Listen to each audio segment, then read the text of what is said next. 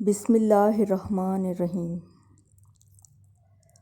زندگی اللہ تعالیٰ کا ایک خاص تحفہ ہے اور اسے ضائع نہیں کرنا چاہیے۔ کچھ لوگ دنیا میں آتے ہیں اور ایک عام سی زندگی گزار کر چپکے سے دنیا سے چلے جاتے ہیں، جبکہ کچھ لوگوں کی زندگی خدمت خلق سے بھرپور ہوتی ہے۔ ان کی زندگی کا اولین مقصد دوسروں کے کام آنا اور ان کی خدمت کرنا ہوتا ہے زندگی کا مقصد اوروں کے کام آنا۔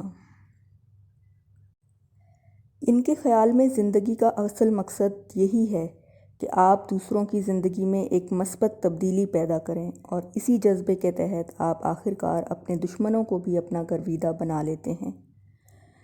ایسا ہی ایک کردار حاتم طائی کا ہے۔ جیسا کہ نام سے ظاہر ہے کہ وہ طائی قبیلے کا سردار تھا، اپنی غیر معمولی شجاعت و سخاوت کی وجہ سے مشہور ہے۔ اردو اور عربی زبان میں کسی کو سخاوت و فیاضی بڑھا چڑھا کر بیان کرنی ہو تو کہا جاتا ہے کہ فلاں شخص حاتم سے بھی زیادہ سخی ہے۔ حاتم طائی اگرچہ اسلام کا دور نہ دیکھ سکا، لیکن پھر بھی اپنی عادات و اطوار اور سخاوت کی وجہ سے حضور صلی اللہ علیہ وآلہ وسلم نے اس کے بارے میں فرمایا کہ حاتم طائی اسلامی اخلاق کا حامل تھا۔ یوں تو حاتم طائی کی سخاوت کے بہت سے قصے مشہور ہیں، اور ایسا ہی ایک قصہ ہمارا آج کا موضوع ہے، حاتم طائی اور لکڑہارا۔ اس سبق کے مصنف ہیں میر امن دہلوی۔ اس واقعے کو پڑھنے سے پہلے سبق میں موجود مشکل الفاظ کے معنی کا جائزہ لیتے ہیں۔ حاجت روائی، ضرورت پوری کرنا، حسرت بھرا لہجہ، کسی چیز کے نہ ملنے کا افسوس، در در کی ٹھوکریں کھانا یعنی محنت و مشقت کرنا، عالی ظرف، بلند حوصلہ، عہد، دور، زمانہ، ہمہ وقت، ہر وقت، گن گانا، تعریف کرنا، خدا واسطے کا بیر، ناحق دشمنی یا بیجا عداوت۔ پرانے وقتوں کی بات ہے۔ دراصل یہ وہ دور تھا جب ابھی تک عرب میں اسلام کی شمع روشن نہیں ہوئی تھی۔ اس دور میں عرب پر ایک بادشاہ حکومت کیا کرتا تھا جس کا نام نوفل تھا۔ اسی دور میں حاتم کی شہرت اپنے عروج پر تھی، کیونکہ حاتم کبھی کسی کو اپنے دروازے سے خالی ہاتھ نہ لوٹاتا تھا۔ دل کھول کر لوگوں کی مدد کرتا تھا، اسی لیے ہر کوئی اس کی تعریف کرتا اور اسے اچھے الفاظ میں یاد کرتا۔ حاتم کی یہ شہرت نوفل کو ذرا اچھی نہیں لگتی تھی، اور وہ خواہ مخواہ ہی حاتم کا دشمن بن گیا تھا۔ وہ حاتم سے جلتا تھا کیونکہ لوگ بادشاہ کے بجائے اسے زیادہ پسند کرتے تھے، اس لیے اس نے حاتم کے علاقے پر حملہ کر دیا۔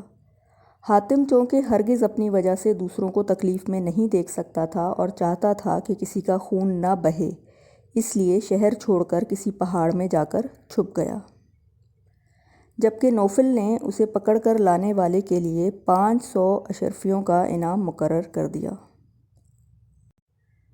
جس پہاڑ کی کھو میں حاتم چھپا ہوا تھا، وہاں 2 بوڑھے میاں بیوی لکڑیاں کاٹ رہے تھے۔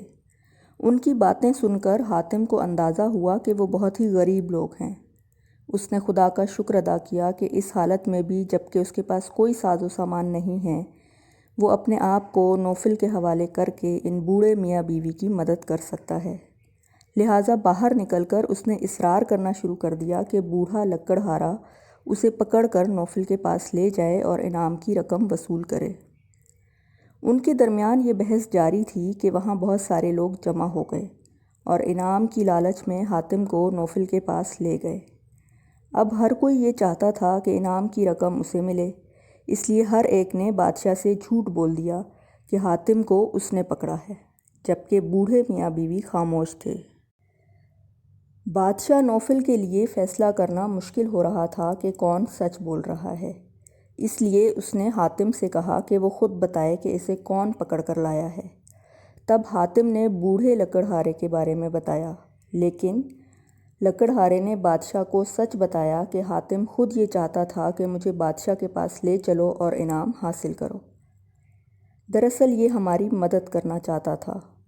نوفل نے جب یہ تمام واقعہ سنا تو اسے احساس ہوا کہ یہ شخص کس قدر اعلیٰ ظرف انسان ہے جو کسی غریب کی مدد کرنے کے لیے اپنی جان دینے کو تیار ہو گیا ہے۔ اسے یہ بات بھی سمجھ آ گئی کہ حاتم کی انہی نیکیوں کی وجہ سے لوگ اسے پسند کرتے ہیں، لہٰذا اس نے حاتم کی طرف دوستی کا ہاتھ بڑھا دیا، بوڑھے لکڑہارے کو بہت سا انعام دیا اور جو لوگ جھوٹ بول رہے تھے انہیں سزا کے طور پر جوتے لگوائے، حاتم کو اس کا علاقہ بھی واپس کر دیا، اور آخر میں بوڑھا میاں بیوی حاتم اور نوفل دونوں کو دعائیں دیتے ہوئے چلے گئے۔ اس واقعے سے آپ نے کیا سیکھا؟ ہمیں بھی نرم دلی، مہمان نوازی اور سخاوت جیسی ان خصوصیات کو اپنانا چاہیے اور کوشش کرنی چاہیے کہ جس قدر ممکن ہو دوسروں کے مشکل وقت میں ان کے کام آئیں اور ان کی مدد کریں۔ شکریہ۔